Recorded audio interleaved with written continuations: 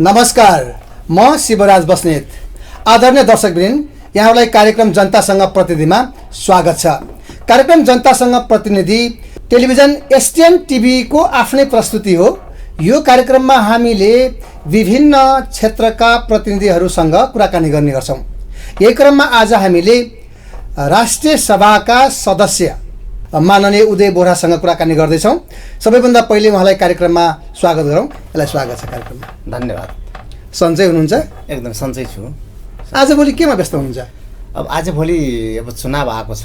हजुर। अब अहिले सदन पनि नभइरहेको अवस्थामा चुनावी कार्यक्रमहरूमा व्यस्त छु। सल्यान जिल्लामै, आफ्नै जिल्लामा व्यस्त छु। सल्यान जिल्लामा? सल्यान जिल्लामा व्यस्त छु। अनि दाङमा के को सिलसिलामा आउनुभएको अहिले? दाङमा यो हाम्रो एउटा क्याम्पस अफ लाइफ साइन्सेस कृषि क्याम्पस छ। यो क्याम्पसको म अहिले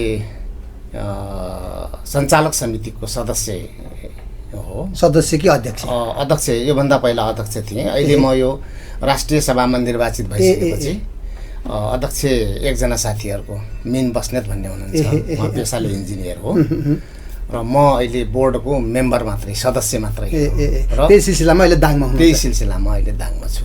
हामीले यो कार्यक्रममा तपाईँलाई हामी कहाँबाट तपाईँको कुरा सुरु गर्छौँ भने सबैभन्दा पहिले तपाईँ अहिले राष्ट्रिय सभाको सदस्य हुनुहुन्छ। त्यति माथिल्लो सदन, सबैभन्दा त्यति माथिल्लो सदनको सदस्यसम्म पुग्ने तपाईँ जुन अहिले यो अवस्थामा आइपुग्नु भयो नि, त्यहाँसम्म पुग्दाखेरि अहिले तपाईँ सल्यान जिल्लामा राजनीति गर्नुहुन्छ। सल्यान जिल्लाको मान्छे राष्ट्रिय सभाको सदस्यसम्म पुग्नुभयो। हेर्दाखेरि भर्खरको देखिनुहुन्छ, कलिलै उमेर छ अझै, होइन? म त्यहाँबाट कुरा जोड्न चाहन्छु। तपाईँ सबैभन्दा पहिले चाहिँ सल्यानमा जन्मिनु भयो? सल्यानमै जन्मेँ म 2016 सालमा। हजुर। मेरो जन्म चाहिँ सल्यानमै भएको, त्रिवेणी गाउँ, अहिले त्रिवेणी गाउँपालिका। अनि तपाईँको त्यो पढाइ लेखाइ? मेरो पढाइ प्रारम्भिक शिक्षा त्यहीँ सल्यानमै भयो। हजुर। त्यसपछि उच्च शिक्षाको लागि म पृथ्वीनारायण क्याम्पस पोखराबाट बिए त्यहाँबाट पुरा गर्नुभयो? मान्छेहरू काठमाडौँ जान्छन् पढ्न, पोखरा किन जानु? यहाँ पोखरामा अब खास गरेर मलाई अलि त्यहाँको हावापानी वातावरण अलि मनपर्ने भएको कारणले गर्दाखेरि म पोखरामै मलाई। अनि जस्तो यो तपाईँको पारिवारिक अवस्था त्यो बेलामा पोखरामा गएर पढ्न सक्ने त्यस्तो अवस्था थियो? हो, हामी मध्यमवर्गीय किसान हौँ। हजुर। त्यसो भएको हुनाले त्यहाँसम्म गएर पढ्न लेख्दा अब पहिला काठमाडौँ जाँदाखेरि पनि त्यतिखेर पोखरा भएरै जान पर्थ्यो। त्यसैले यता नारायणघाट मोगलिङको बाटो चाहिँ खुलेको थिएन। पहिला पृथ्वी राजमार्ग, बुटौलबाट पृथ्वी राजमार्ग हुँदै पोखरा भएरै जान पर्थ्यो काठमाडौँ। र म पोखरामै त्यहाँ काठमाडौँसम्म पुग्न परेन, पोखरै मन पर्यो, त्यही पढ्नु भयो, होइन? त्यति बेला तपाईँ पोखरासम्म गएर पढ्न सक्ने त्यो हैसियत रहेछ परिवारको अहिले त्यति बेला, होइन? त्यस कारणले पोखरामा गएर बस्न पढ्न पाउनुभयो। बिए पाससम्म त्यहीँबाट गरेँ। अनि त्यस पछाडि मेरो शिक्षा ब्रेक भयो त्यहीँबाट। म यता जागिरीतिर के जागिर खानुभयो? म अध्यापन नै गरेँ मैले सल्यानमै 9-10 वर्ष। मैले रोल्पाको थबाङ र यता पछि त्यहाँबाट पनि मैले जागिरी छोडिसकेपछि पछि म रुकुमको महत 8-20 कोट लगभग पेन्सनमै निक्लिनु भएको? होइन, म चाहिँ त्यतिखेर अब एउटा राजनीतिक मुद्दा जस्तै थियो सल्यानमा। म विद्यार्थी, म 2000। कसलाई? हजुरलाई? मलाई राजनीतिक, म चाहिँ 2034 सालबाट विद्यार्थी राजनीति मैले सुरु गरेको हो। र त्यति बेला तपाईँ पढाउनुहुन्थ्यो कि पढ्दै? होइन, त्यतिखेर 34 सालबाट विद्यार्थी राजनीति गर्दा अब त्यतिखेर पञ्चायतकालीन चाहिँ शासकहरूले मलाई सल्यान जिल्लामा अब के अरे सर्भिस जुन जागिरी हो त्यो जागिरी सजिलै रूपले पाइने अवस्था चाहिँ नभएको कारणले गर्दा जागिरी खोज्दै म चाहिँ रोल्पाको पुगेँ।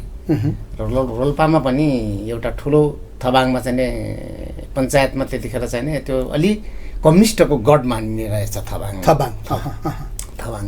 त्यस पछाडि त्यहाँ ठुलो पुलिस अपरेसन भयो।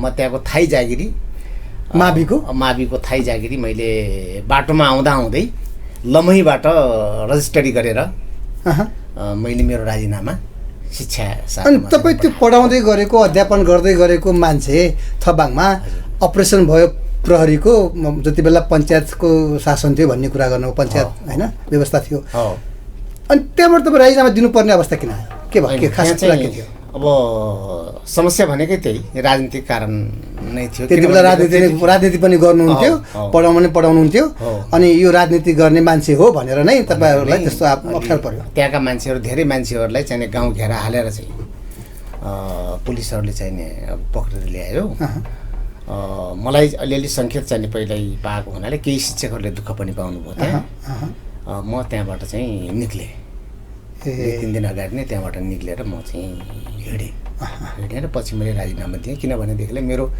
सामान्यतया चाहिँ के राजनीतिक यो कम्युनिस्ट मतलब लेफ्टिस्ट हो वामपन्थी हो भन्ने कुराहरू यहाँको प्रशासनलाई थाहा नै थियो त्यसो भएको हुनाले मैले चाहिँ अलि टाढा गएर जागिरी खान पर्ने अवस्था चाहिँ सिर्जना भयो त्यतिखेर अनि त्यसपछि तपाईँ राजीनामा दिएर हिँड्नुभयो अनि राजनीतिमा लाग्नुभयो राजनीतिमा त्यस पछाडि कहाँ जानुभयो त्यस पछाडि चाहिँ राजनीति गर्नका लागि त सल्यानमै आएर त्यतिखेर चाहिँ तपाईँको जनमत सङ्ग्रहको समय भएको थियो 36 सालतिर चाहिँ त्यतिखेर सक्रिय रूपमा बहुदलीय व्यवस्था बहुदल र निर्दलको चुनाव थियो सक्रिय रूपमा म बहुदलको पक्षमा लागेँ जिल्लामा र ठाउँ चाहिँ आमसभाहरू त्यतिखेर चाहिँ सबै साथीहरूसँग भेटघाट गर्ने र बहुदलको पक्षमा चाहिँ जनमत सिर्जना गर्ने कामहरू भयो अनि त्यसपछि त्यति बेला निर्दलले जित्यो फेरि पञ्चायत त्यस पछाडि फेरि म जागिरी खानातिर तपाईँको चाहिँ जागिरी खोज्दै डोल्पा पुगेँ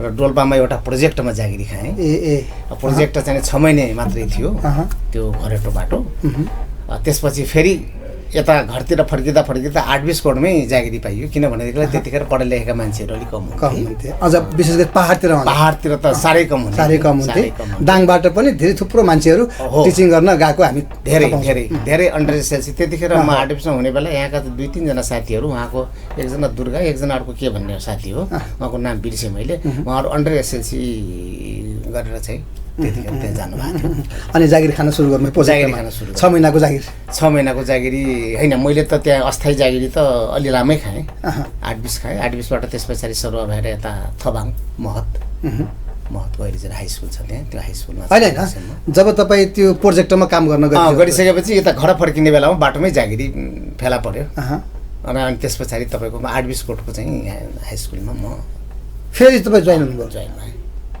थाई टिचरको रूपमा थाई होइन अस्थायीको रूपमा पहिला त राजीनामा दिइसक्मा थियो पहिला त थाईको राजीनामा दिइसक्मा थियो अनि त्यसपछि त्यहाँबाट पनि छोड्नुभयो त्यहाँबाट पनि मैले छोडेँ कति सालमा छोड्नुभयो त्यस पछाडि महतबाट मैले लगभग हजुरको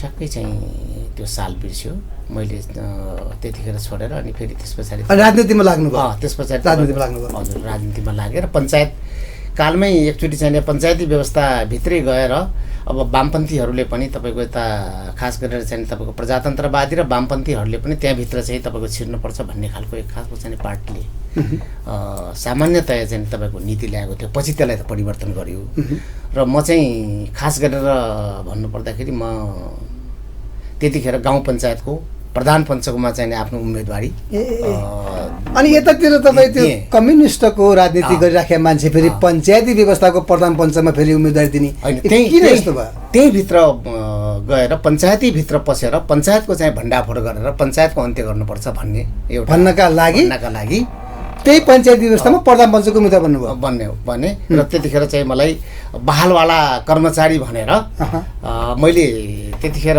त्यो राजीनामा मैले स्कुलमा दिएँ त्यो शिक्षा शाखामा चाहिँ पठाउन चाहिँ स्कुलले पठाइदिएन मैले दिनुपर्ने शिक्षा शाखामा हो मैले त्यहाँ नदिएर आइसकेपछि कहाँबाट पञ्चायतहरूले पत्ता लगाएको थियो खास गरेर चाहिँ अब त्यतिखेर मरिचमान कोही चाहिँ अलि जिल्ला र कम्युनिस्ट राजनीतिबाट नै उहाँको पनि चाहिँ सुरुवात कम्युनिस्ट राजनीतिबाटै सुरु गर्नुभएको हो त्यसो भएको हुनाले कम्युनिस्टहरूलाई उहाँले लगभग कहाँ को चाहिँ के अरे वामपन्थी छन् भन्ने कुरा सबै थाहा थियो उहाँलाई र मलाई बहालवाला कर्मचारी भनेर मेरो उम्मेदवारी रद्द भयो लास्टमा चुनाव चिन्ह चाहिँ रोजनाको दिनमा मेरो चुनाव मतलब चाहिँ कसैले निवेदन हाल्यो रद्द भयो र म चाहिँ त्यहाँबाट ब्याक भएँ। त्यसपछि म त्यही जिल्लामा बसेर मैले राजनीति गर्नुपर्छ। 46-47 सालको जो आन्दोलन थियो नि त्यो बेलामा तपाईँ सल्यानमै हुनुहुन्थ्यो? हो, सल्यानमै थिएँ। त्यति बेला त सक्रिय भएर काम गर्नुभयो होला? एकदमै सक्रिय भएर गएँ। त्यतिखेर पनि मलाई वारन्ट भयो। वारन्ट भइसकेपछि म भागेँ। मसँगका चाहिँ सहयात्रीहरू केही साथीहरू चाहिँ अब थुनिनु भयो। जस्तै नेपाली काङ्ग्रेसका दिल्ली रेग्मीलाई पनि लिएर चाहिँ तपाईँको चाहिँ अब थुन्यो। त्यस पछाडि प्रकाश ज्वाला चाहिँ अब उहाँलाई पनि लगेर थुन्यो। मलाई चाहिँ केही सङ्केतहरू आयो। म त्यतिखेर औषधि व्यवसाय पनि गर्थेँ त्रिवेणीमै, लुहाममै। र मलाई केही सङ्केत आइसकेपछि म त्यहाँबाट भागेँ।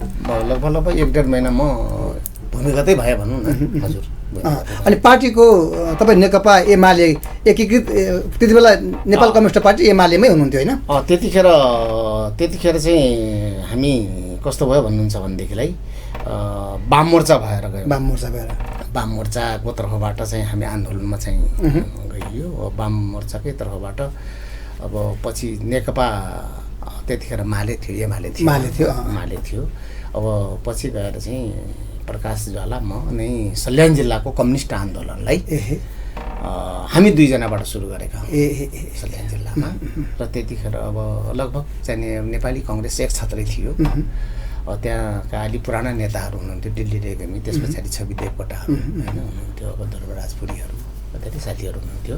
र हामी चाहिँ प्रकाश ज्वाला र म र गर्दा हामी चाहिँ केही साथीहरू चाहिँ अरू 4-5 जना चाहिँ टिचरहरू भएर 7 जना त्यहाँको संस्थापक नेता हौँ सल्यान जिल्लाको। र जिरोबाट सुरु गरेको हामीले सल्यान जिल्लाको राजनीतिलाई हामीले जुरुक्कै माथि उठायौँ।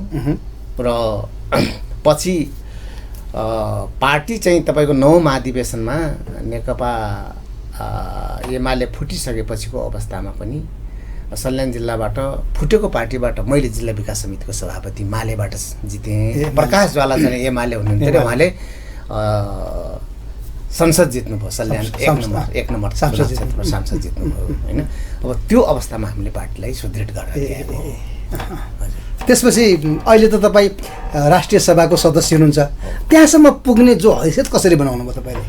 त्यहाँसम्म मेरो मुख्य कुरा भनेको मेरो राजनीतिप्रति विशेष गरेर कम्युनिस्ट पार्टीप्रतिको मेरो समर्पण। जिल्ला विकास समितिको सभापति हुनुभयो होइन मालेको त्यति बेला, अनि पछि फेरि एमाले भयो होइन? अनि एमाले भइसकेपछि तपाईँ फेरि त्यो पार्टीको विभिन्न ओहदामा बसेर काम गर्नुभयो होला।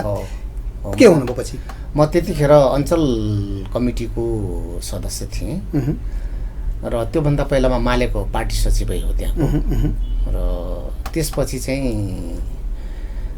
जिल्ला कमिटी हुँदै अञ्चल कमिटीको पनि सदस्यहरू थिएँ। र त्यसमा म चाहिँ बिचमा चाहिँ तपाईँको त्यतिखेर त्योभन्दा अगाडि प्रजातान्त्रिक राष्ट्रिय युवा सङ्घ पर्रायो सङ्घ भन्ने त्यसको केन्द्रीय कमिटीमा पनि रहेर काम गरेँ। हजुर। अनि पछि सभापति भइसकेपछि म राष्ट्रिय प्रकृति संरक्षण कोष, जसलाई पहिला महेन्द्र प्रकृति संरक्षण कोष भनेर भनिन्थ्यो पञ्चायतमा, राष्ट्रिय प्रकृति संरक्षण कोषको सञ्चालक सदस्य भएर पनि मैले 5 वर्ष काम गरेँ। र अब राजनीतिक रूपमा मेरो लामै यात्रा हो। 2 पटक चाहिँ त्यहाँ संसदीय निर्वाचनमा पनि पराजय, झिनोमतले पराजय भयो। सांसदको उम्मेदवार भएर लड्नुभयो, झिनो मतान्तरले चाहिँ पराजित भइयो। संविधान सभाको सदस्य पनि लडियो पार्टीले एक तर्फबाट, त्यतिखेर पनि पराजित भइयो। र अनि जुरुक्क उठाएको कम्युनिस्टहरूले तपाईँलाई किन जिताएनछन् त?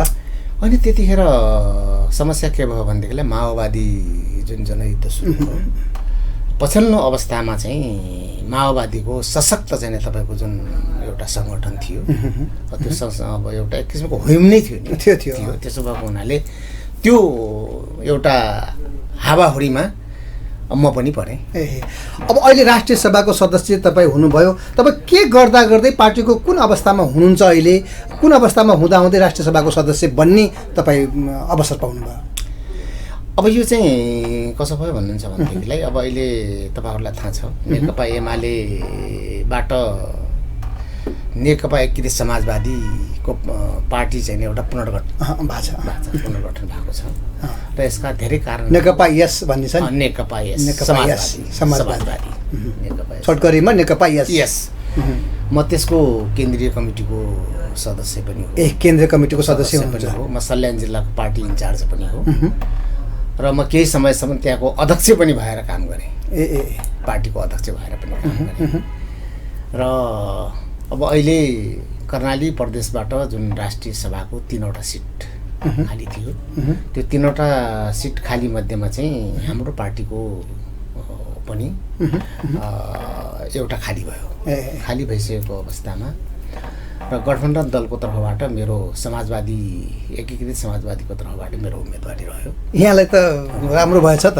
समाजवादी पार्टी जब बन्यो, मतलब एमाले फुटेर जब नेकपा एस र नेकपा एमाले भएको छ, यसलाई त फाइदै भएछ होइन? यो कस्तो रह्यो भन्नुहुन्छ भनेदेखिलाई यो राजनीतिमा इमान्दारिताका कुराहरू हुन्छन्, त्याग तपस्या र समर्पण र इमान्दारिताका कुराहरू र मलाई लाग्छ त्यसैले मलाई साथ दियो जस्तो लाग्छ। मलाई जतिखेर पनि म यो राजनीतिमा धुर्दै चत्र्याएँ भन्ने चिजहरू मैले कहिले पनि जानेन। म जहिले पनि इमान्दारी जाने राजनीति गर्ने मान्छे। 6औं महाधिवेशनबाट पार्टी फुट्यो, म जिल्ला विकास समितिको सभापति भएँ। त्यतिखेर म एमाले थिएन, म नेकपा माले थिएँ। वामदेवको नेतृत्वमा पार्टी फुटेको हो। त्यतिखेर सभापति जितेँ। अहिले हाम्रो श्रद्धेय आदरणीय नेता पूर्व प्रधानमन्त्री र अहिलेको पार्टी अध्यक्ष माधव कुमार नेपालको नेतृत्वमा अहिले नेकपा एकीकृत समाजवादी पार्टीको पुनर्गठन भयो र यतिखेर म राष्ट्रिय सभाको सदस्य बन्ने मतलब अवसर प्राप्त भयो। त्यसो भएको हुनाले अब यसलाई चाहिँ के मान्नु पर्यो भन्नुहुन्छ भनेदेखिलाई नेकपा एमाले भनेको धुर्त्याइ गर्ने, फट्याइ गर्ने, जसले चातुर्यताको चाहिँ क्रियाकलाप प्रदर्शन गर्न जान्छ, जसले चाहिँ तपाईँको चाहिँ ढाँट छल कपटपूर्ण चाहिँ तपाईँको राजनीति गर्न सक्छ, त्यस्ता व्यक्तिहरूको चाहिँ तपाईँको त्यो बाहुल्यता रहेको पार्टी हो भन्ने मलाई चाहिँ त्यो महसुस मलाई भइरहेको छ। त्यसो भएको हुनाले अब अहिले चाहिँ म राष्ट्रिय सभाको एउटा पदमा, जसलाई हामी ओपन सदन पनि भन्छौँ, त्यहाँ चाहिँ तपाईँको चाहिँ अब निर्वाचित हुने एउटा सो अवसर प्रदान भएको छ। अब यो राष्ट्रिय सभा सदस्यको कार्यावधि चाहिँ करिब करिब 6 महिना होइन? 6 वर्ष हुन्छ के होइन? अब 6 वर्षसम्म तपाईँ त राष्ट्रिय सभाको सदस्य नै हो। अब यो वैशाख 30मा स्थानीय चुनाव हुँदैछ, त्यसपछि प्रदेश सङ्घीय पनि चुनाव होला। त्यो चुनावमा त यहाँ सहभागी हुन नपाउने हुनुभयो होइन? होइन, म त्यसमा चाहिँ मेरो सहभागिता हुँदैन। मतलब निर्वाचनको लागि मेरो कुनै उम्मेदवारी रहने कुरा रहेन। तर कुरो के हो भनेदेखिलाई पार्टीलाई चुनाव जिताउनको लागि, गठबन्धनलाई चुनाव जिताउनको लागि त म आफ्नो योग्यता क्षमताले भ्याएसम्म लाग्छु नि। सल्यानको कुन ठाउँ भन्नुभयो यहाँको राजनीति? मेरो घर चाहिँ सल्यानको लुहाम हो। राजनीति गर्ने ठाउँ? राजनीतिक चाहिँ निर्वाचन क्षेत्र नम्बर 2 हो, चुनाव क्षेत्र नम्बर 2 हो। र अहिले चाहिँ तपाईँको म कर्णाली प्रदेशबाट निर्वाचित भएको हुनाले मलाई निर्वाचनमा चाहिँ के मतदान गर्ने त कर्णाली प्रदेशभरिकै जनप्रतिनिधिहरू हुन्छ। अध्यक्ष, उपाध्यक्ष, मेयर, उपमेयर, त्यहाँको चाहिँ तपाईँको प्रदेश सभाको माननीय सांसदज्यूहरू, त्यहाँको चाहिँ मन्त्रीज्यूहरू, मुख्यमन्त्रीज्यू, सबै उहाँहरू मतदाता हो। र गठबन्धनमा रहेका चाहिँ ती सबै निर्वाचित जनप्रतिनिधिहरूले मलाई मत दिएर चाहिँ निर्वाचित गर्नुभयो। र त्यसो भएको हुनाले मेरो क्षेत्र सल्यान मात्रै नभएर कर्णाली मात्रै नभएर मेरो क्षेत्र पुरै यो नेपाल सिङ्गो देश पनि हो। त्यसैले मेरो निश्चित निर्वाचित क्षेत्र कर्णालीबाट निर्वाचित भएर राष्ट्रिय सभामा गए पनि मेरो भूमिका भनेको सिङ्गो देशको राजनीतिलाई यहाँले हेर्नुपर्छ भन्ने कुरा आयो, विशेष गरी कर्णाली प्रदेश अझ होइन? यति कुरा गरिरहँदाखेरि अहिले त अब सरकारमा जुन दलहरू अहिले गठबन्धनमा छन्, चुनावमा पनि गठबन्धनमै जाने भन्ने किसिमको निर्णय अनुसार अगाडि बढिरहेका छन्।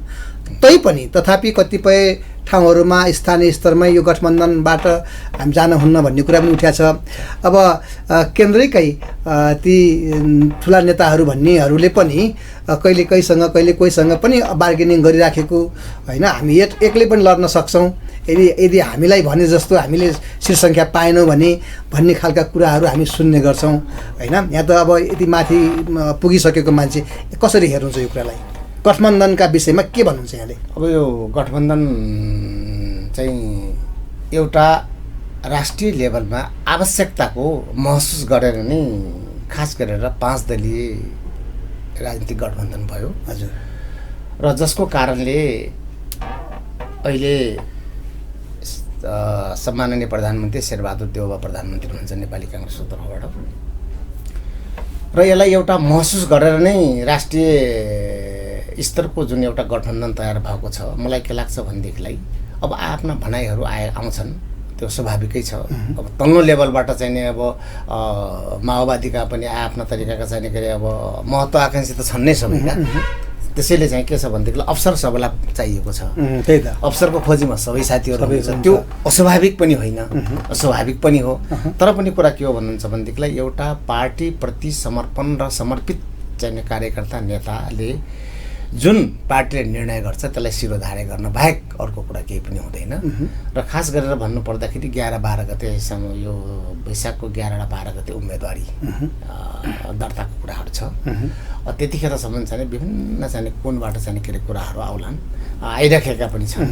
र तथापि चाहिँ के हो भन्नुहुन्छ भनेदेखिलाई यो चैत्र 17 गते केन्द्रमा बसेको केन्द्रीय गठबन्धनले एउटा सैद्धान्तिक निर्णय गरेको छ र यो गठबन्धनलाई निरन्तरता चाहिँ लैजानुपर्छ र अहिले पनि चुनावमा गठबन्धनकै उम्मेदवार तय गरेर जानुपर्छ भन्ने निर्णय भएको छ। धेरै जिल्लाहरूमा, धेरै नगरहरूमा पनि यसको स्वागत भएको अवस्था चाहिँ नि हामीले पाएका छौँ। सबैले स्वागत गर्नुभएको छ। केही असहमति छन्, असहमतिका बावजुद पनि त्यसलाई सहमति बनाएर अब अगाडि बढ्नुपर्छ भन्ने हाम्रो मान्यता पनि हो र गठबन्धन दलको पनि मलाई लाग्छ यही हो।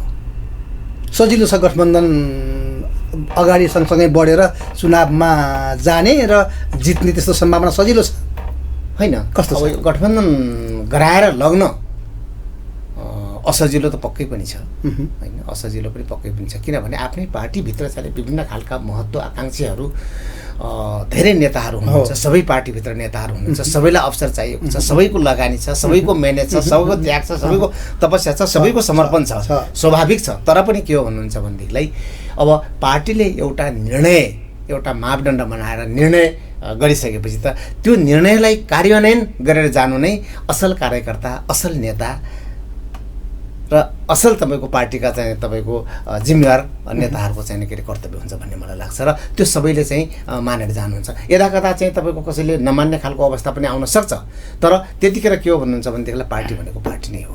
त्यसले भोलि के गर्छ भन्नुहुन्छ भनेदेखिलाई भोलि राजनीतिक रूपमा चाहिँ के अरे कमजोर हामीलाई बनाउँछौँ। हामी पार्टीको निर्णयलाई, पार्टीको चाहिँ तपाईँको चाहिँ जुन एउटा धारणालाई हामीले फलो गरेर गएनौँ भनेदेखिलाई त्यसले अन्ततोगत्तो चाहिँ नि पर्सनल्ली सङ्गठनमा कतै केही असर त गर्ला, तर खास गरेर चाहिँ जुन लामो राजनीतिक त्याग जीवनमा गरेर आएका चाहिँ के अरे कार्यकर्ता नेताहरूलाई चाहिँ त्यसले ठुलो चाहिँ तपाईँको चाहिँ समस्या ल्याउँछ, ठुलो चाहिँ प्रभाव पार्छ भन्ने चाहिँ मलाई लाग्छ। र त्यो अधिकांश चाहिँ के अरे मतलब सङ्गठनका साथीहरूले, अधिकांश राजनीतिक दलका साथीहरूले त्यो गर्नुहुन्न भन्ने नै लाग्छ मलाई।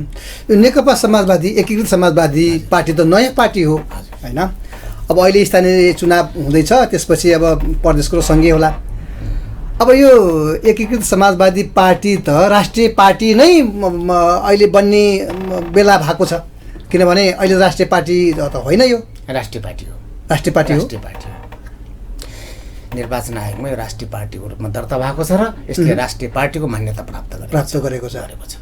त अहिले अब चुनावमा त्यति सिट सङ्ख्या जित्न सकेन भने त राष्ट्रिय पार्टी नहुन सक्छ नि फेरि। अब यसलाई यसरी बुझौँ, कसरी? जुन नेकपा एकीकृत समाजवादी पार्टी गठन भएको लगभग चाहिँ 8-9 महिना कति गत भदौबाट चाहिँ यसले आधिकारिक रूपमा चाहिँ पार्टी को स्वरूप मतलब चाहिँ निर्धारण गरेको, मतलब चाहिँ गरेको हो। यो 8-9 महिनाको चाहिँ बिचमा यो राष्ट्रव्यापी रूपमा यति सशक्त पार्टीको रूपमा अगाडि आएको छ नि 8 महिनाभित्र है। अब यसलाई चाहिँ हामी कल्पना पनि गरेका थिएनौँ है। गठबन्धनको बलमा हो कि यो यति अगाडि आएको यहाँले गरेको कुरा कि त्यो सिङ्गल पनि यसरी अगाडि आउन सक्थ्यो? यसलाई चाहिँ कसरी बुझौँ भन्नुहुन्छ कतिपय मान्छेहरूले के आकलन गरेको छैन होलान् भने अब समाजवादी नयाँ पार्टी हो र यो नयाँ पार्टीले कुनै पनि ठाउँमा चाहिँ के अरे चुनाव जित्न सक्दैन भन्ने केही खास गरेर चाहिँ नेकपा एमालेका चाहिँ के अरे साथीहरूको जुन बाहिर चाहिँ भनाइहरू उहाँहरूको बुझाइहरू होइन जुन तरिकाले आएको छ यो त्यसो होइन। यो के हो भन्नुहुन्छ भनेदेखिलाई नेकपा एकीकृत समाजवादी आफ्नै क्षमता आफ्नै बलबुता आफ्नै सङ्गठनको भरमा केही ठाउँमा यो सशक्त रूपमा एक्लै निर्वाचनमा गए पनि यो आफ्नै तरिकाले चाहिँ त्यहाँ चाहिँ तपाईँको चाहिँ विजय हुन्छ र अधिकांश ठाउँमा यसको भूमिका तपाईँको चाहिँ जोर र घटाउ यति बुझौँ है। जोर र घटाउमा यसले आफ्नो भूमिका निर्वाह गर्न यो पार्टी चाहिँ सक्षम छ अधिराज्यभरि। कतिपय ठाउँमा चाहिँ आफै तपाईँको आफ्नै बलबुतामा यो निर्वाचित भएर चाहिँ के अरे जनप्रतिनिधिहरू आउनुहुन्छ र कतिपय ठाउँमा यसले प्लस माइनस को भूमिका खेल्नको लागि यो आफैमा पनि सक्षम छ। यो पार्टी सशक्त छ र अलि छोटो समय भएको कारणले छोटै समयमा चाहिँ तपाईँको निर्वाचन आएको कारणले गर्दाखेरि अब यसलाई अब कसैले चाहिँ के अरे कमजोर तरिकाले आकलन गरेको होला। जुन आकलन चाहिँ के अरे अब कसैले गर्नुभएको छ भनेदेखिलाई यसलाई त्यो तरिकाले आकलन नगर्दा हुन्छ। यो सशक्त पार्टी छ र यो चाहिँ तपाईँको सुसुप्त छ, सङ्गठित छ। यसका धेरै तपाईँको चाहिँ के अरे टोल र तपाईँको चाहिँ के अरे वडा पालिका सबै ठाउँमा यसका चाहिँ के अरे सङ्गठनहरू छन्। अहिले स्थानीय चुनावमा यो नेकपा एकीकृत समाजवादीले कति सिट सङ्ख्या जित्ला महानगरपालिकामा उपमहानगरपालिकामा वडाहरूमा गाउँपालिकाहरूमा जस्तो लाग्छ? अब ठ्याक्कै यति उति भनेर चाहिँ यहाँहरूको आकलन भएन। अब हामी खास गरेर भन्नुपर्दा हाम्रो सम्मानजनक उपस्थिति रहन्छ। सम्मानजनक राष्ट्रिय राजनीतिमा सम्मानजनक उपस्थिति यो निर्वाचनमा चाहिँ समाजवादीको रहन्छ। यसमा कतै चाहिँ तपाईँको चाहिँ कन्फ्युजन नभए पनि हुन्छ। गठबन्धनमा जति पनि दलहरू आबद्ध सङ्गठित हुनुहुन्छ ती दलहरूका नेता कार्यकर्ताहरूलाई यहाँको सुझाव के छ गठबन्धनका लागि? गठबन्धनभित्र होइन, म उहाँहरूलाई चाहिँ अब यहाँबाट के अनुरोध गर्न चाहन्छु भनेदेखिलाई यो गठबन्धन राष्ट्रिय स्तरमा मैले अघि नै पनि निवेदन गरेँ, यो गठबन्धन मुलुकको लागि, लोकतन्त्रको लागि, गणतन्त्रको लागि अपरिहार्य छ। त्यसो भएको केपीलाई सिद्ध्याउनका लागि पनि हो होइन। किन सिद्ध्याउनु पर्यो उहाँलाई उहाँलाई एक्लो किन बनाएको होइन? उहाँको आफ्नो खालको जुन चाहिँ दम्ब जुन छ होइन, दम्ब, अनि त्यस पछाडि तपाईँको चाहिँ के अरे जुन स्वेच्छाचारी कार्यशैली होइन, तपाईँको लोकतन्त्र विरोधी क्रियाकलापहरू होइन, सङ्घीयता विरोधी क्रियाकलापहरू, अब यसको यो कारणले गर्दाखेरि नै उहाँ अहिले राष्ट्रिय राजनीतिबाट चाहिँ खास गरेर चाहिँ जुन एक्लिनु भएको छ र एक्लिँदै हुनुहुन्छ, यो चाहिँ उहाँको आफ्नो कारणले हो, अरू कसैको कारणले होइन। किनभनेदेखिलाई तपाईँलाई त थाहा छ नि उहाँ लोकतन्त्र विरोधी हो कि होइन भन्ने कुरा, सङ्घीयता विरोधी हो कि होइन भन्ने चाहिँ कुराहरू त यो त हामीले भनिराख्नु पर्दैन नि। दुई पटक 2/3 नजिकको चाहिँ तपाईँको चाहिँ संसदलाई दुई पटक, एकपटक होइन दुई पटक भङ्ग उहाँले गर्नुभयो। त्यत्रो कम्युनिस्ट पार्टी, यो मुलुकमा सबभन्दा ठुलो कम्युनिस्ट पार्टी, ऐतिहासिक कम्युनिस्ट पार्टीलाई, नेपाल कम्युनिस्ट पार्टीलाई उहाँले एउटा षड्यन्त्र गरेर अदालतबाट चाहिँ तपाईँको चाहिँ के अरे प्रयोग गरेर उहाँले चाहिँ दुईवटा पार्टी बनाउनु हो र अदालतले तपाईँको चाहिँ सर्वोच्च अदालतले पुनर्स्थापना गरेको संसदलाई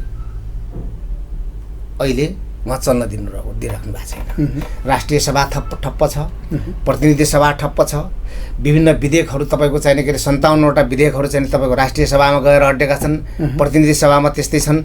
आज जनताको चाहिने तपाईँको चाहिने जुन एउटा राष्ट्रिय सभा, प्रतिनिधि सभा, जुन जनताका आवाजहरू, मुलुकको चाहिने समस्याहरू समाधान गर्ने, मुलुकका ऐन कानुनहरू, बाधा अडचनहरू फुकाउने चाहिँ तपाईँको धेरै चाहिँ तपाईँको बाजिएका ऐन कानुनहरू, यो जुन चाहिँ तपाईँको चाहिँ बनाउने ठाउँ हो जनताको आवाजहरू चाहिँ मुखरित गर्ने ठाउँ हो। त्यो सदनलाई नै तपाईँको चल्न नदिने भनेको त चाहिँ के हो भन्नुहुन्छ भनेदेखिलाई यो नै प्राप्त भएन र उहाँ चाहिँ लोकतन्त्रवादी होइन भन्ने कुराहरू हामीले चाहिँ उहाँलाई अलोकतान्त्रिक भनेर भन्नै पर्दैन नि। उहाँका क्रियाकलापले त्यो पार्टीको क्रियाकलापले नै देखिएको छ। त्यसो भएको हुनाले यी कारणहरूले गर्दाखेरि उहाँ आज राष्ट्रिय राजनीतिबाट एक किसिमको आइसोलेट भएर जाँदै हुनुहुन्छ र मलाई के लाग्छ भन्नुहुन्छ भनेदेखिलाई यो 30 गतेको निर्वाचनले अब त्यतिखेरको परिणामले झन् उहाँ झस्किनु हुनेछ। तर कति दोहोऱ्याउनु भएको छैन नि उहाँ। यस्तो हो, उहाँमाथि एउटा चाहिँ के छ भन्नुहुन्छ भनेदेखिलाई नि मैले अघि नै भनिसकेँ नि, उहाँले त के भन्दै हुनुहुन्छ भने हामी एकातिर क्विन्टलको ढक हौँ, अरू सबै गठबन्धन मिले पनि 1 क्विन्टलको ढक बराबर कोही हुन सक्दैनन्, उहाँहरू त एक किलाको त हो भन्ने खालको कुरा हो। मैले अस्ति पनि उहाँको त्यो कुराहरू चाहिँ मैले सुने एउटा मिडियाहरूमा र चिज के हो भन्नुहुन्छ भनेदेखिलाई यो उहाँको गठबन्धनलाई त राष्ट्रघाती गठबन्धन भन्ने हुनुहुन्छ उहाँले उहाँको भाषामा हो। तर राष्ट्रघाती को भन्ने कुरा चाहिँ पुष्टि भइसकेको छ। मैले अघि नै पनि भनिसकेँ कारणहरू के कारणले चाहिँ उहाँ राष्ट्रघाती हुनुहुन्छ, त्यो पार्टी राष्ट्रघाती हो भन्ने चिज पुष्टि भइसकेको छ। र अब जुन किलो र तपाईँको क्विन्टलको तुलना जो गर्नुहुन्छ नि, मैले भने नि अघि यो चाहिँ तपाईँको चाहिँ क्विन्टल आधा किलोमा चाहिँ झर्नेवालो छ। क्विन्टल 30 गते वैशाख 30 गते आधा किलोमा चाहिँ झर्छ। गठबन्धन त्यही आधा किलोमा झार्नलाई बनेको हो। किनभनेदेखिलाई आधा किलोमा त्यो पार्टीलाई केपीलाई होइन उहाँका चाहिँ तपाईँको शैली कार्यशैलीहरू लोकतन्त्र रक्षाको लागि होइन, अनि तपाईँको चाहिँ के अरे यो संविधानको रक्षाको लागि होइन, तपाईँको चाहिँ उहाँ संविधान विरोधी नै हो त, पुष्टि त भयो त होइन भनेदेखिलाई 2/3 नजिकको पार्लियामेन्टलाई कसैले भङ्ग गर्छ प्रधानमन्त्री छँदै त्यो 2/3कोलाई चाहिँ उहाँले त अरू कसैलाई पनि कम्युनिस्ट होइनन् भन्नुहुन्छ त हो। यही त हो नि उहाँको चाहिँ तपाईँको चाहिँ जुन सङ्कीर्णवादी सोच होइन, जुन दम्मी शैली होइन, अनि त्यसो भएको हुनाले चाहिँ के हो भनेदेखिलाई यिनै शैलीहरूको कारणले गर्दाखेरि आज कम्युनिस्ट आन्दोलन धराशायी अवस्थामा पुगेको छ।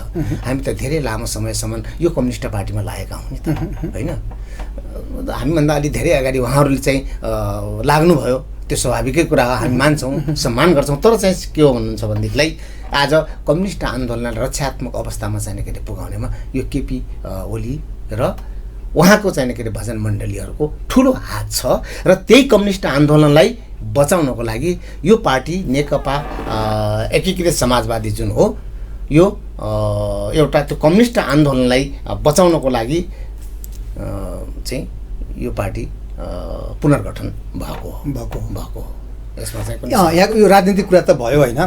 यहाँ चाहिँ अब सुरुदेखि नै भन्नुभयो शैक्षिक क्षेत्रमा विभिन्न विद्यालयहरूमा अध्यापन पनि गराउँदै आएको र बिचमा चाहिँ अब राजनीतितिर आउनु पर्यो, पञ्चायती व्यवस्थाका कारणले गर्दाखेरि हामी अब राजीनामा दिएर छोड्न पर्यो भन्ने कुरा पनि यहाँले गर्नुभयो। अनि त्यो अध्यापन गरिराखेको मान्छे अहिले पनि यहाँ चाहिँ यो क्याम्पस अफ लाइफ साइन्सेस भन्ने एउटा कृषि कलेज छ दाङमा, त्यसमा पनि तपाईँ आबद्ध हुनुहुन्छ होइन र? पहिला त अध्यक्ष नै हो कि त्यो सञ्चालक समितिको? म संस्थापक अध्यक्ष नै हो होइन, अध्यक्ष नै हो। हामीले नाम सुन्ने गर्छौँ के उदय बोहरा चाहिँ त्यो कृषि कलेजको अध्यक्ष हो भन्ने कुरा हामी सुन्दै आएको होइन। अब यो शिक्षा क्षेत्रको थोरै कुरा जोडौँ। दाङको पनि तुलसीपुरमा यो क्याम्पस अफ लाइफ साइन्सेस अथवा कृषि कलेज भएको हुनाले तपाईँ सल्यानको मान्छे, दाङमा कलेज छ होइन, त्यही सिलसिलामा दाङमा आयो भन्ने पनि कुरा गर्नुभयो। के सोच्नुभयो, त्यस्तो के मनमा आयो र तपाईँ संस्थापक भन्नु भने आफूलाई के सोच्नुभयो र यो दाङमा कृषि कलेज खोल्ने त्यस्तो खालको कुरा आयो र खोल्नुभयो र अहिले चलिराखेको छ?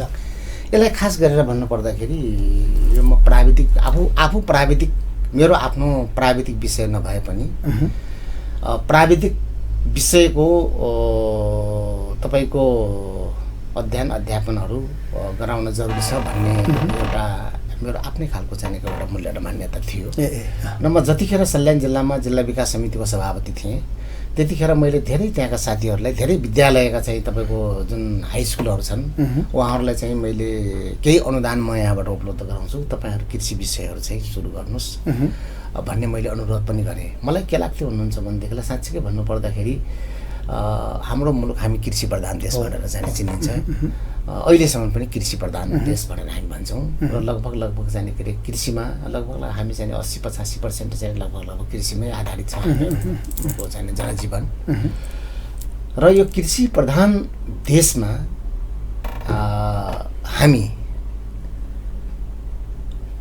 अरबौँको चाहिँ खाद्य वस्तुहरू दाल तेल तपाईँको चाहिने गरे अब विभिन्न मसलाहरू तरकारी फलफुल हामी बाहिरबाट आयात हुन्छ एउटा असाध्यै चाहिँ दुःख लाग्दो कुरो हो। त्यसो भएको हुनाले मेरो आफ्नो अहिले आर्थिक अवस्था जर्जर छ भन्ने आइरहेको छ। त्यसो भएको निर्यात कति पनि भएन, आयात मात्रै भयो भन्ने कुरा भइरहेको छ। र हाम्रो मुलुकमा चाहिँ तपाईँको के हो भन्नुहुन्छ भनेदेखिलाई खास गरेर भन्नुपर्दा कृषिलाई जबसम्म हामीले चाहिँ प्रमोट गर्दैनौँ तबसम्म चाहिँ हामीलाई हाम्रो अवस्था यही अवस्था नै रहन्छ भन्ने मलाई लाग्छ होइन। त्यसो भएको हुनाले एउटा के छ भन्नुहुन्छ भनेदेखिलाई कृषिलाई एउटा आधुनिकीकरण गरेर लैजानको लागि यान्त्रिकीकरण गरेर लैजानको लागि समस्या त छन् होइन। जन तपाईँको हाम्रो यो मुलुकमा भूखण्डीकरणले गर्दाखेरि हामी कृषिलाई यान्त्रिकीकरण गरेर पनि एकदम एउटा ठुलो स्केलमा चाहिँ तपाईँको फार्मिङ गर्न सक्ने अवस्था चाहिँ छैन पनि होइन। तर पनि जे जमिन हामीसँग चाहिँ उपलब्ध छ त्यो जमिनमा पनि हामीले एउटा आधुनिक तरिकाको चाहिँ के अरे कृषिहरू गरेर चाहिँ के अरे गइयो भनेदेखिलाई थोरै चिजबाट पनि धेरै चाहिँ के अरे हामी लिन सक्छौँ भन्ने चाहिँ हो। त्यसो भएको हुनाले त्यसको लागि के चाहियो भन्नुहुन्छ भनेदेखिलाई सबभन्दा पहिला कृषि प्राविधिक त चाहियो नै, कृषि विज्ञहरू त चाहियो नै होइन। अब अहिले पनि चाहिँ कृषि विज्ञहरू अहिले त धेरै कृषि क्याम्पसहरू पनि भइसके। कृषि विज्ञहरू अहिले त अब पर्याप्त मात्रामा चाहिँ के तपाईँको चाहिँ अब हुनुहुन्छ। तर पनि के थियो भन्नुहुन्छ भनेदेखिलाई यो कृषि विषय पढिसकेपछि जागिरी मात्रै खानुपर्छ भन्ने चाहिँ होइन। अहिले ट्रेन एउटा चाहिँ के अरे अलि नराम्रो खालको ट्रेन पनि आइरहेको छ। तपाईँको जति पनि अब उत्पादन चाहिँ तपाईँको कृषि विज्ञहरू छ तिनीहरू प्रायः चाहिँ तपाईँको चाहिँ के अरे बाहिर जाने है, तपाईँको अमेरिका, त्यस पछाडि तपाईँको क्यानाडा, अस्ट्रेलिया होइन, थाइल्यान्ड हो। त जे उद्देश्यले यहाँहरूले त्यो कृषि कलेज खोल्नुभयो र त्यहाँबाट उत्पादन भएका जो विद्यार्थीहरू थिए, प्राविधिक विद्यार्थीहरू भनौँ न सक्षम, ती विद्यार्थीहरू विदेश जाने लहर चल्न थाल्यो। यहाँहरूको उद्देश्य त यही देशमै ठुला ठुला कृषिका कुराहरू हुन् होइन, यान्त्रिकीकरण होस् होइन, कृषि उत्पादनमा बढी जोड मिलोस् भनेर नै यहाँले खोल्या हो त्यो खास। तर त्यस्तो त भएन। तर त्यो सबै चाहिँ त्यस्तो छैन। केही त चाहिँ तपाईँको चाहिँ नेपालमै एउटा कृषि वैज्ञानिकको रूपमा आफूलाई स्थापित गरेर अघि बढ्नु भएको छ। धेरै चाहिँ हामीबाट यहाँबाट उत्पादित विद्यार्थीहरू र केही बाहिर पनि चाहिँ जानुभएको छ। अब समस्याहरू चाहिँ हामी कहाँ त फेरि चाहिँ के छ भनेदेखिलाई अब यो रोजगारीका कुराहरू पनि होलान्, कृषिमा पनि केही समस्याहरू चाहिँ नै छन्।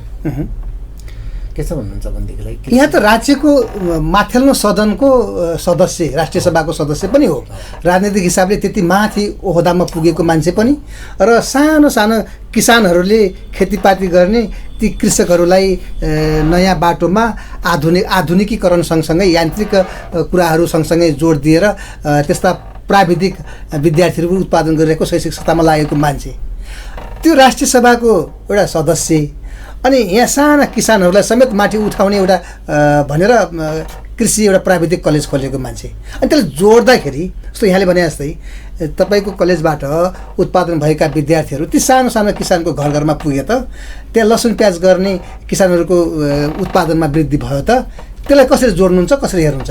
एउटा समस्या चाहिँ के छ भन्नुहुन्छ भनेदेखिलाई अब अहिलेलाई त हामीले जुन कलेज मात्रै स्थापना गर्यौँ, यसबाट हामीले राम्रो कृषि वैज्ञानिक, योग्य कृषि वैज्ञानिक उत्पादन गर्ने हो।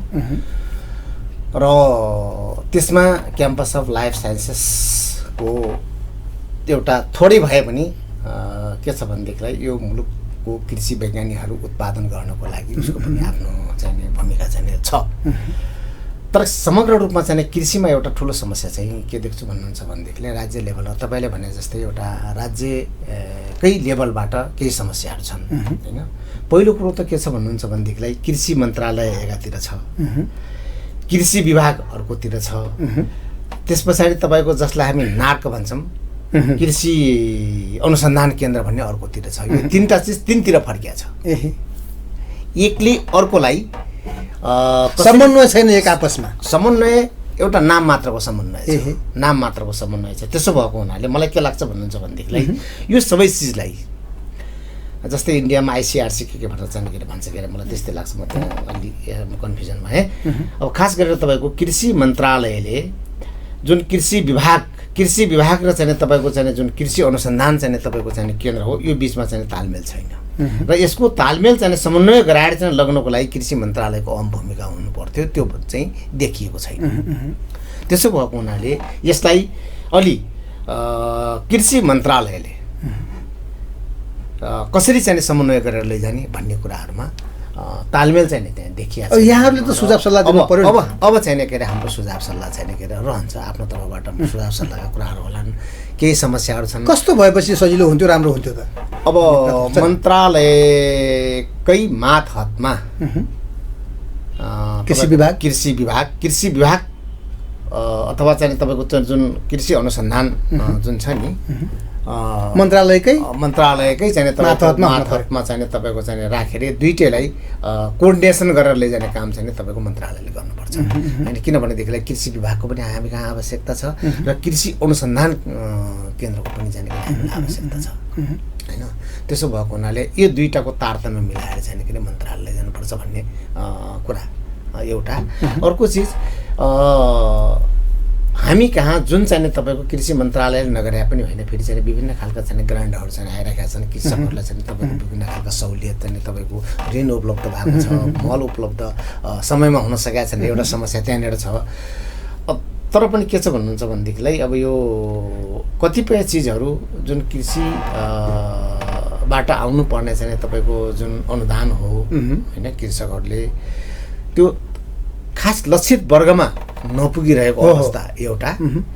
दोस्रो चिज के छ भन्नुहुन्छ भनेदेखिलाई जुन उद्देश्यका साथ त्यो तपाईँको चाहिने त्यो अनुदान चाहिँ जहाँ गएको छ त्यो यथोचित रूपमा चाहिँ तपाईँको कार्यान्वयन नभएको अवस्था होइन। झलझल्दी देखेको कुरा देख्दै पनि मान्छेले झोलाभित्रै फर्म राखेर खाइराखेका छन्। यो तपाईँहरूले पनि देख्नु भएको छ। हामीले यसको नियन्त्रणको लागि एउटा मेकानिजम चाहिँ तयार हुनुपर्छ भन्ने चाहिँ मलाई लाग्छ होइन। र लक्षित वर्गमा जो चाहिँ तपाईँको खास तपाईँको चाहिँ के अरे किसान हो, जसले तपाईँको चाहिँ के अरे त्यो उत्पादनमा उसको चाहिँ तपाईँको सारा चाहिँ के अरे रगत र पसिना बगिरहेको छ, त्यो त्यहाँ जानुपर्छ र त्यहाँ पनि तपाईँको त्यहाँ सही रूपमा चाहिँ त्यसको कार्यान्वयन भयो कि भएन, त्यो उत्पादनमा चाहिँ त्यो लगानी चाहिँ तपाईँको चाहिँ त्यो प्रयोग भएको छ कि छैन भन्ने चिज सशक्त रूपमा चाहिँ तपाईँ के छ भनेदेखिलाई फेरि पनि यसको मोनिटरिङ हुन जरुरी। दाङ जिल्लामा क्याम्पस अफ लाइफ साइन्स खुल्यो, करिब 6-7 वर्ष भयो होइन भयो। अब यो दाङ जिल्लामा यो कलेज कृषि कलेज खोल्दै गर्दाखेरि अब खास गरी यही रोल्पा, रुकुम, सल्यान, दाङ, प्युठान होइन वरिपरिका जिल्लाहरूबाट बढी विद्यार्थी आउनुपर्ने हो होइन। तर त्यो कलेजमा अलिक पूर्वतिरबाट चितवनबाट, झापाबाट पनि विद्यार्थीहरू आउने पर्ने गरेको पाइन्छ। यो समग्र यो वरिपरिको जिल्लाहरूका विद्यार्थीहरूलाई यसले समेट्न सकेको छ कि छैन?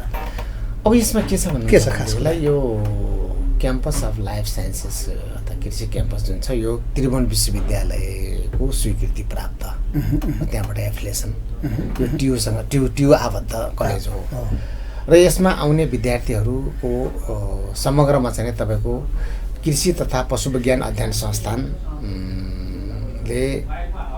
यसको इन्ट्रान्स लिन्छ। अब यही 26 गते भोलि नै इन्ट्रान्स छ जस्तो लाग्छ मलाई। अब यो इन्ट्रान्समा तपाईँको चाहिँ के अरे पास भएका विद्यार्थी मध्येबाट मात्र यहाँ पढ्न आफ्नो वरिपरि सरछिमेकका विद्यार्थीले इच्छा गरेर पनि पढ्न नपाउने पाइँदैन, इन्ट्रान्स पास भएकै हुनुपर्छ होइन। अब कति अहिले सङ्ख्या बढिया छ। पहिला त तपाईँको सबै चाहिँ तपाईँको पूर्व मेचीदेखि तपाईँको पश्चिमको महाकालीसम्म, त्यस पछाडि तपाईँको चाहिँ के अरे माथि हिमालसम्म, तराईदेखि हिमालसम्मका विद्यार्थीहरू हामीसँग अहिले पनि छन् होइन, चारैतिरबाट विद्यार्थीहरू आउँछन्।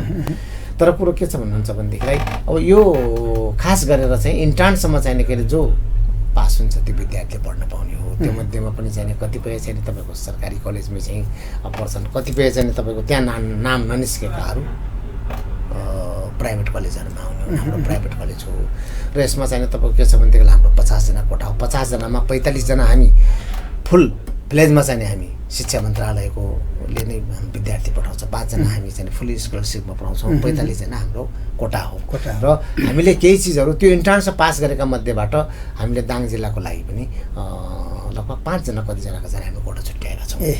5 जना त्यो कति पर्सेन्ट चाहिँ त महिला, कति पर्सेन्ट त पुरुषहरू चाहिँ हामीले त्यसरी त्यो अवस्था चाहिँ छ। त्यो त्यसमा चाहिँ बाहिरकोले दाङ जिल्ला बाहेक बाहिरकोले दिन पाउँदैन। त्यो चाहिँ तपाईँको आरक्षित जुन सिट छ हामी कहाँ पे नै गर्नुपर्छ होइन, तर पनि पे गरेर पढ्न पायो। अनि यो कलेजको जग्गा अनि भौतिक संरचना यो फुलबारी गाविस तत्कालीन भयो साबिक फुलबारी गाविसमा ठुलो क्षेत्रमा त्यहाँ लिएको आफ्नै जग्गा जमिन किनेको भन्ने हामीले सुन्यौँ र सामान्यतया त्यहाँ केही भौतिक संरचना पनि हुँदै गरेको देख्यौँ हामीले।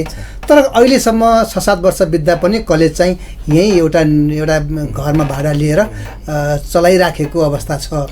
6-7 वर्ष बित्दा पनि एउटा आफ्नो जग्गा जमिनमा भौतिक संरचना बनाएर भवन बनाएर विद्यार्थीलाई प्रयोगात्मक रूपमा सजिलो हुने गरी त्यहाँ किन स्थापना गर्न सकिया छैन यो कृषि कलेज होइन? कृषि कलेज भनेको त एउटा विद्यार्थीहरू उपस्थित भएर जमिनमै उपस्थित भएर होइन, प्र्याक्टिकल्ली उपस्थित भएर खनेर जोतेर पढ्ने विषय पनि हो, प्राविधिक विषय पनि हो। अब बजारको एउटा कुनामा त्यो सबै सम्भव पनि नहोला होइन, कृषकहरूका माझमा पुग्न पनि अप्ठ्यारै होला। त्यसले त्यो किन सम्भव छैन, भएको छैन अहिलेसम्म? अब यस्तो छ पुसा के छ भन्नुहुन्छ भनेदेखि जहाँ हामीले अहिले कृषि क्याम्पस सञ्चालन गरेका छौँ त्यसलाई 1.5 बिघाको हाडाहाडीमा जग्गा छ। त्यो 1.5 बिघाको 1.5 बिघाको हाडाहाडीमा जग्गा छ र भए पनि त्यहाँ त अब रुखहरू छन्, फलफुलको रुखहरू मात्रै छन्। त्यहाँ अरू अन्य तरकारी खेतीहरू, अरू धान गहुँ मकै खेतीहरू त्यहाँ हुन्न, फलफुलका लागि मात्रै। विशेष गरी आँप खेती बढी छ, त्यो मैले हेरेको छु, गएको छु होइन। सबै कुराहरू जे कुराहरू सिक्नुपर्ने देख्नुपर्ने त्यो त्यहाँ अलि उपलब्ध छैन। यो विषयमा जाँदैछु, यहाँ पनि छ।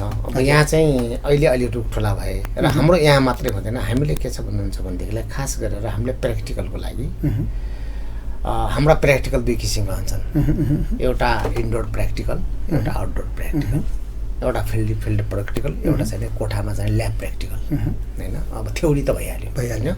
त्यसो भएको हुनाले हाम्रो जुन अहिले फिल्ड प्र्याक्टिकल हो यो हाम्रो सबै प्र्याक्टिकलको चाहिँ तपाईँको स्थान तल नै हो। हाम्रो जति पनि विद्यार्थीहरू छन् अब हामीसँग जुन अहिले 12 बिघा जग्गा छ तल, 12 बिघा जग्गामा हाम्रो संरचना भौतिक संरचनाहरू तपाईँको चाहिँ क्याटलहरू, त्यस पछाडि तपाईँको ल्याबहरू हामीसँग त्यहाँ तपाईँको सबभन्दा धेरै ठुलो टिस्युकल्चर ल्याब पनि छ जहाँबाट हामी कल्चर गरेर चाहिँ तपाईँको केराका बिरुवाहरू उत्पादन गर्छौँ होइन। र त्यो असाध्यै जोखिमपूर्ण काम पनि हो र हामी सक्सेस पनि भयौँ होइन। र त्यसो भएको हुनाले अब हामीले चाहिँ त्यहाँ कृषि फार्म पनि सञ्चालन गरेका छौँ। अहिले पनि हामीसँग चाहिँ ठुल्ठुला नेट हाउसहरू चाहिँ त्यहाँ छन् होइन। त्यहाँ बोर्डिङ छ इरिगेसनको लागि, त्यहाँ हाम्रा चाहिँ कर्मचारी छन् होइन। तपाईँको चाहिँ विद्यार्थी पढाइ त यहाँ हुन्छ, प्र्याक्टिकल यहाँ हुन्छ, थ्योरी यहाँ हुन्छ, प्र्याक्टिकलको लागि सबै तल। अहिले पनि त्यहाँ विद्यार्थीहरूको त्यसो भए विद्यार्थीहरू त्यहाँ गएर पढ्ने होइनन्, पढ्ने यहीँ हो, पढ्ने यहाँ हो, पछि पनि पढ्ने यहीँ होइन होइन, पछि त जान्छ त्यहाँ। जब हाम्रा भौतिक संरचनाहरू कम्प्लिट हुन्छन् हामी सुरु गरिरहेका छौँ। त्यहाँ हाम्रा चाहिँ 3टा अहिले 3टा ल्याबको 3वटा मात्रै छ। एउटा केन्द्रीय मतलब एउटा चाहिँ तपाईँको त्यो सेन्ट्रल ल्याब भन्छौँ जुन टिस्यु कल्चर ल्याब छ, अनि 3टा ल्याबहरू छन्, 2टा क्लासरुम छन्। एउटा चाहिँ तपाईँको चाहिँ के अरे क्याटल गाईको, भैँसीको, बाख्राको, भेडाको गोठ छ होइन। त्यसो भएको हुनाले अब के छ भन्नुहुन्छ भनेदेखिलाई त्यहाँ फार्मिङ त्यहाँ नै हुन्छ। हाम्रो कमर्सियल फार्मिङ पनि छ त्यहाँ होइन। हामी चाहिँ लगभग 1 वर्षमा चाहिँ धेरै त होइन 8-10 लाखको चाहिँ हामी त्यहाँबाट तरकारीहरू चाहिँ के अरे बिक्री गर्छौँ उत्पादन गरेर। अब जो छिट्टै त्यहाँ तपाईँहरूको अब हामी छिट्टै सञ्चालन त्यहाँ हुन्छ। हामी कार्यक्रमको अन्तिममा आएका छौँ होइन। अब धेरै कुराहरू भयो, राजनीतिक कुरा पनि भयो। यहाँले चाहिँ बाल्यकालदेखि अहिलेसम्म राष्ट्रिय सभाको सदस्य पुग्दासम्मको सबै इतिहास पनि बताउनु भयो। सँगसँगै शैक्षिक क्षेत्रमा पनि जोडिया हुनाले हामी थोरै यो कृषि कलेजको क्याम्पस अफ लाइफ साइन्सेसको कुरा पनि गऱ्यौँ होइन। जाँदा जाँदै अन्तिममा म यहाँलाई के सोध्न चाहन्छु भने अब यो दुईटै कुराहरू शैक्षिक संस्थामा पनि आबद्ध, राजनीति पनि, अनि सँगसँगै त्यो परिवारलाई पनि समय दिनुपर्ने होला, आफ्नो गाउँ छरछिमेक कति मर्दा पर्दा जानु आउनु पनि पर्छ। यी सबै कुराहरू म्यानेज कसरी गर्नुभएको छ? अब यो मान्छेको स्वभाव पनि हुँदो रहेछ। अघि नै सामान्यतया चाहिँ कुरा गर्ने बेलामा पनि केही हाम्रो चाहिँ के कुराहरू भए नि। अब मेरो जीवन चाहिँ म कस्तो चाहिँ ठान्दछु भन्नुहुन्छ भनेदेखिलाई मलाई जीवनमा केही गरिरहेकै हुनुपर्छ। म आरामसँग चाहिँ तपाईँको त्यत्तिकै बस्न म रुचाउँदिनँ। त्यसकारण मेरो जुन क्रियाशीलता हो नि त्यो क्रियाशीलता चाहिँ ले गर्दाखेरि म सबै चिजतिर चाहिँ तपाईँको म्यानेज गरिरहेको छु। यहाँ पनि टाइम दिन्छु, म आफ्नो राष्ट्रिय सभामा पनि चाहिँ तपाईँको चाहिँ टाइम दिन्छु। त्यहाँ चाहिँ अब समिति अझै गठन भएको छैन। अब त्यहाँ चाहिँ तपाईँको जसलाई मिनी पार्लियामेन्ट भन्छ होइन, विभिन्न समितिहरू हुन्छन् त्यहाँ। त्यो समितिहरूमा पनि चाहिँ अब कुनै समितिमा मलाई राख्नुहुन्छ होला होइन। र त्यसो भएको हुनाले अब पारिवारिक चाहिने कुराहरू पनि भयो। अब यी सबै चिजहरूलाई सबै कुरा म्यानेज म्यानेज चाहिँ गर्छु मैले। सबै चिजहरूलाई मैले चाहिँ टाइम कसलाई कति टाइम दिने भन्ने चिज मसँग चाहिँ त्यसको चाहिँ टाइम टेबल छ। त्यो टाइम टेबल अनुसार सबै क्षेत्रतिर राजनीति, तपाईँले भने जस्तै तपाईँको चाहिँ सामाजिक भेटघाट, त्यस पछाडि तपाईँको पार्लियामेन्ट, त्यस पछाडि तपाईँको शैक्षिक संस्था होइन, त्यस पछाडि मेरा व्यक्तिगत चाहिँ तपाईँको मेरा लाइफहरू पनि छन् होइन, साथीभाइ होइन, यो सबै सँगसँगै आफ्नो स्वास्थ्यको कुराहरू पनि छ, सबै कुरा छ नि त। व्यायामको कुरा छ, बिहान मर्निङ वाकको कुरा छ, सबै कुराहरू मिलाउनु पर्छ नि त जीवनमा। म्यानेज सबै चाहिँ चिज जस ट्याक्कै गर्नुभएको छ, म्यानेज चाहिँ गरेको छु। गर्नुभएको छ र त हेर्दा पनि भर्खरको देखिनुहुन्छ। ठिकै छ, करिब 60 वर्ष पुग्न लागेको मान्छे 45-50 वर्षको जस्तो भर्खरको देखिनुहुन्छ। स्वस्थ पनि हुनुहुन्छ, औषधि खानमा छन् अहिलेसम्म पनि होइन, निरोगी हुनुहुन्छ, हेर्दा पनि भद्र शालीन हुनुहुन्छ। तर राजनीतिमा फट्याइ गर्ने मान्छेहरू मात्र अगाडि बढ्छन् भन्छन्। तपाईँ त राष्ट्रिय सभाको सदस्य पनि पुग्नुभयो, यति भद्र शालीन मान्छे पनि त्यति माथि पुग्न सकिँदो रहेछ राजनीति। तपाईँ एउटा उदाहरण पनि हुनुहुन्छ। अब यो चाहिँ के छ भन्नुहुन्छ भनेदेखिलाई इमान्दारहरू पनि त्यहाँ पुग्छन् भन्ने कुरा बुझ्नु पऱ्यो, यसलाई यसरी बुझ्नु पऱ्यो। हस्, हामी कार्यक्रमको अन्तिममा छौँ। जाँदा अन्तिममा केही मैले सोध्न भुलेको कुरा यस्तो मनमा लागेको छ पनि भन्न सक्नुहुन्छ? सबै ठिकै छ। अब खास गरेर चाहिँ अब यहाँले जुन यो आफ्नो एसटिएन च्यानलबाट मेरा केही कुराहरू राख्ने जुन शुभ अवसर प्रदान गर्नुभयो, त्यसको लागि म यो एसटिएन च्यानलका सम्पूर्ण परिवार लगायत म तपाईँलाई पनि हार्दिक धन्यवाद दिन चाहन्छु। दर्शकबिन, आजको कार्यक्रम जनतासँग प्रतिदिनमा हामीले राष्ट्रिय सभाका सदस्य उदय बोहरासँग कुराकानी गऱ्यौँ। उहाँ क्याम्पस अफ लाइफ साइन्सेस जुन तुलसीपुरमा हामी कृषि कलेज भन्छौँ, उहाँको संस्थापक अध्यक्ष पनि हो पहिला। अहिले चाहिँ उहाँ सञ्चालक समितिको सदस्य हुन्छ। उहाँसँग हामीले गरेका यिनै कुराकानीसँगै आजको कार्यक्रमको समय सकेको छ। अर्को हप्ता हामी फेरि यस्तै विषयमा कुराकानी गर्न आउने नै छौँ। त्यतिन्जेलसम्मका लागि मलाई बिदा दिने अनुमति दिनुहोस्। बिदा हुन्छु। नमस्कार।